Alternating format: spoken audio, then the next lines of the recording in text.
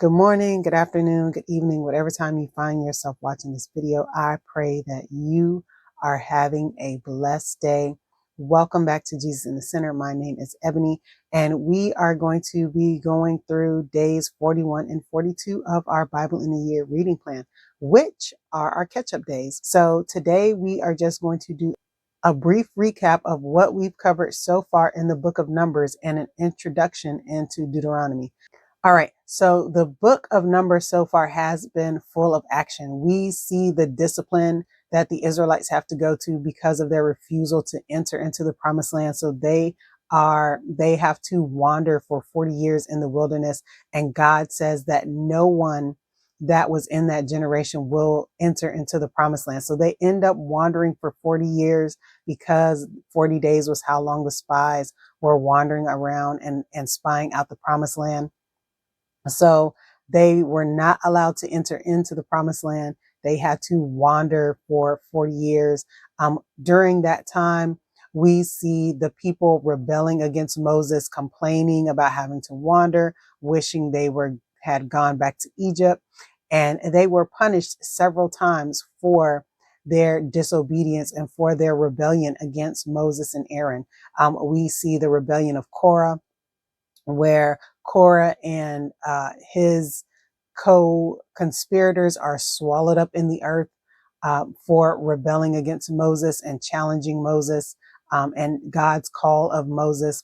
We also see Moses' siblings rebelling against him, Miriam and Aaron, because he had married a Cushite woman, and Miriam was actually struck with a leprosy because of it. So, and then we see the infamous Balaam's donkey incident, where Balaam is sent to curse the people of Israel by the king of Moab, but his donkey sees the angel and the donkey keeps stopping and he beats the donkey. And then the donkey finally talks to him and is like, look, why are you beating me? And then he sees the angel and realizes that the donkey actually spared his life. So there was a lot that was happening in the book of Numbers. Aside from the census that was taken, there was also a census taken towards the end of the book.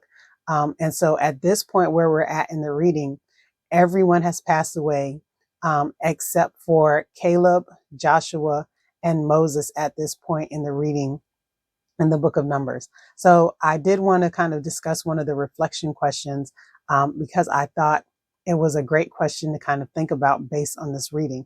So the discussion question from day 36 says, consider the report of the 12 spies in Numbers 13. How does fear and lack of faith affect decision making? And how can you cultivate faith and trust in God's promises?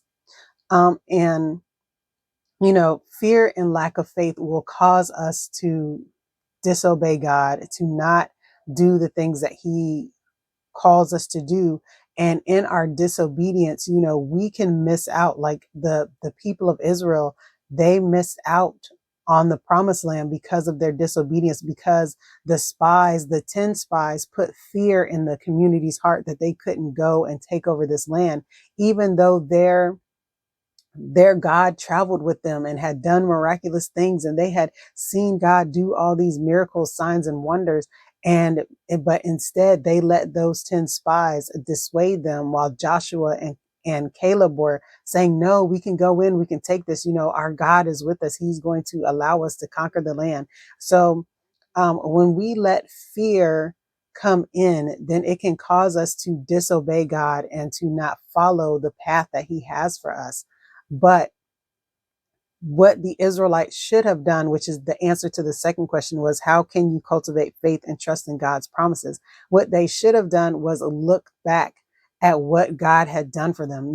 He had delivered them from the Egyptians with mighty signs and wonders. He had provided manna from heaven for them. He had provided quail for them to eat. He's provided waters from, in desert, dry places. So, their God has been providing with them all this time. And so when we get in fear and our fear starts to attack our faith, we have to look back at all the things that God has brought us through.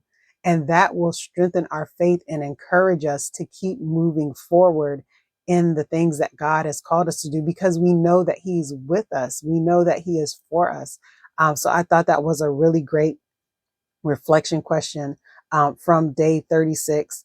And so now let's jump ahead because this week in week 7, so we are going to wrap up the book of Numbers this week, and we are going to go into the 5th book of the Old Testament, which is Deuteronomy. The book of Deuteronomy is pretty much Moses's last letter to the new generation of the Israelites, because at this point, like I said, Miriam and Aaron have already died.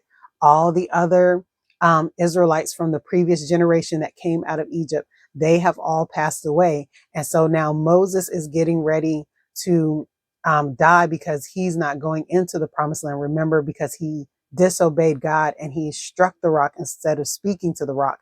And so God told him, hey, because you didn't do this, you're not going to enter into the promised land. So Moses is getting ready to take his last breaths in Deuteronomy. So in Deuteronomy, we see Moses' final address to this new generation of Israelites. He kind of goes back over everything that the Israelites have had to endure from Exodus and Leviticus and in Numbers. He go re um, he reiterates the covenant to them, the cursings and the blessings, the regulations and things that they are to follow as they get ready to enter into the promised land. So Deuteronomy is really a big recap of what the Israelites have gone through so far. And then we also see Moses declaring Joshua as the new leader of the Israelites because he is going to be the leader and lead them into the land of Canaan. And then the final chapters of Deuteronomy detail Moses' death. And then from there, we will go into the book of Joshua. So I look forward to reading with you guys again this week. I pray that you enjoyed this recap and this reflection question that we did. If you have not done the reflection questions for week 6 and you are caught up on your reading, you can find the link to the reflection questions down in the description of the video. But I hope you enjoyed this video. Don't forget to give it a thumbs up. And if you haven't already, subscribe to the channel so you can get the notification for day 43 of our Bible in a Year reading plan. All right, everyone, have a blessed day. Bye.